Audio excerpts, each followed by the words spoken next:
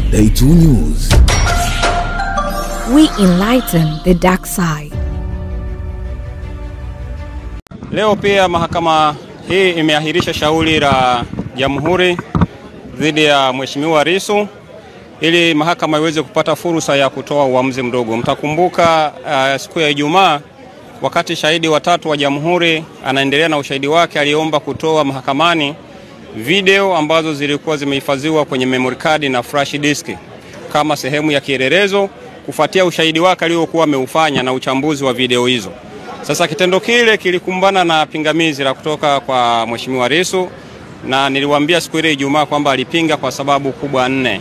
Sasa leo ilikuwa ni upande wa Jamhuri kuja kutoa majibu kwenye pingamizi hilo, kazi ambayo wameifanya, na mwisho wa siku mahakama imeelekeza kwamba itatumia siku ya leo na siku ya kesho kuandaa uamuzi mdogo ikiwa kielelezo hicho, zile video zitapokelewa mahakamani au hazitapokelewa. Sasa maeneo 4 ambayo yanabishaniwa, ni muhimu nikayakumbusha haya ambayo mahakama hii ndio inakwenda kufanya uamuzi. Kwenye hoja ya kwanza, Mheshimiwa Lissu ni hoja yake kwamba video zile, ile clip, ile video yenyewe haikuchezwa kwenye mahakama ya ukabidhi kule Kisutu. Na hoja yake anasema, na mnakumbuka Tanzania kwamba proceedings za Kisutu angalau zilikuwa zinajulikana na umma ulifuatilia ule mwenendo. Sasa Lissu anasema video zile hazikuchezwa, Jamhuri wanasema video zile zilichezwa. Kwa hiyo mahakama itapaswa kuamua kama video zile zilichezwa au hazikuchezwa. Hiyo ni hoja ya kwanza. Kwenye hoja ya pili, Mheshimiwa Lissu alikuwa hoja yake ya pili imejikita kwenye nini kinaanza kati ya vielelezo ambavyo mtaalamu anafanywa uchunguzi au ripoti yenyewe. Kwa maoni ya Mheshimiwa Lissu na maelekezo yake na submission zake na mawasilisho yake ni kwamba Jamhuri walipaswa waanze na ripoti ya mtaalamu, halafu baada ya ripoti hiyo mtaalamu huyo aombe kutoa vitu alivyofanyia huo uchunguzi. Lakini Jamhuri wanasema wao wanaweza wakaanza na chochote kwa sababu ni mpango wao wa namna ya kufanya hayo, wa namna ya kuendesha shauri lao. Sasa hoja ya tatu ambayo inabishaniwa hapa mahakamani ni uhalali wenyewe wa shahidi. Shahidi alipokuja mahakamani alijitambulisha kama mtaalamu wa mitandao, anaitwa forensic expert.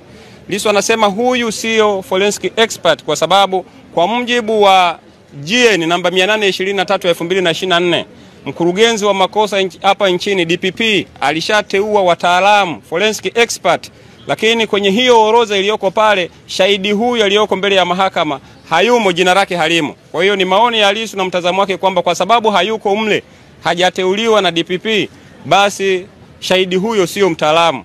Na ya mwisho, hoja ya mwisho inayobishaniwa ni kuhusu ule mnyororo, chain of custody, mnyororo wa hizo exhibit, wa hicho kielelezo chenyewe, hiyo flash na hiyo memory card. Kwa sababu kwa ushahidi uliopo na kumbukumbu zilizopo, tangia alipopokea vielelezo hivyo kutoka kwa mamlaka zilizoomba yeye afanyie uchunguzi kielelezo hicho, akafanya uchunguzi, akakamilisha kufanya uchunguzi na akarejesha vielelezo hivyo kwa mamlaka iliyokuwa imemuomba. Shahidi hakuwa amesema au hakuwa ameionyesha mahakama vielelezo hivyo baada ya kurejea kwa mamlaka iliyomuomba fanya uchunguzi alivichukua lini hadi leo au hadi siku hiyo ya Ijumaa alipoomba kuvileta hapa mahakamani. Sasa kwenye sheria kuna utaratibu wa kuandika. Unapopokea kitu unaandika tumepokea hiki kitu kwa ajili ya 1 2 3, unaandika, una sign. Halafu ukimpa mtu mwingine pia unamwambia bwana nimekukabidhi kielelezo hiki kwa ajili ya jambo fulani. Ukimpa mtu mwingine pia unasema nimemkabidhi mtu mwingine.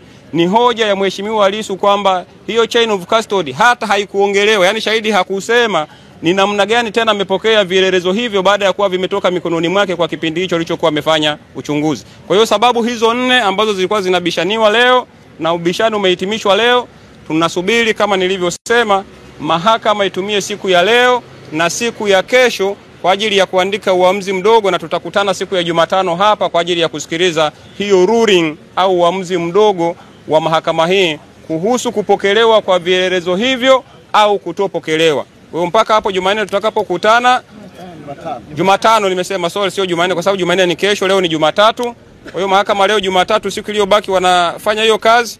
Kesho Jumanne wataendelea kuandika huo uamuzi, na siku ya Jumatano tutakutana hapa mahakama kuu kwa ajili ya kusikiliza uamuzi huo wa mahakama. Na ni saa 3 asubuhi kama kawaida, wale ambao tunakuja mahakamani tufike kwa muda huo. Asanteni sana. Day 2 News. We enlighten the dark side.